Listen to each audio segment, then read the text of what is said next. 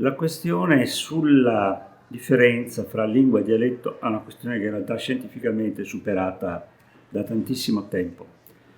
Tutte le lingue possono essere chiamate dialetti, tutti i dialetti possono essere chiamati lingue. Sostanzialmente una lingua è un idioma che si può differenziare con le sue strutture sintattiche, con le sue parole, con le sue caratteristiche rispetto alle altre.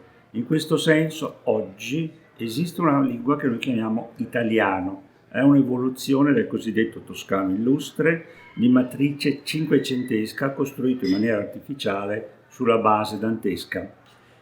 Questo italiano però non è un'unica lingua, poiché all'interno della penisola italiana ci sono almeno 7 luoghi, forme diverse in cui l'italiano viene parlato.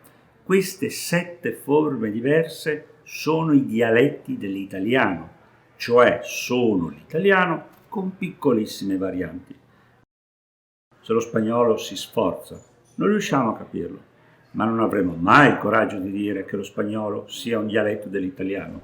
Si confonde il problema della intercomprensione linguistica che esiste all'interno della famiglia romanza o tedesca o slava con il concetto di dialetto.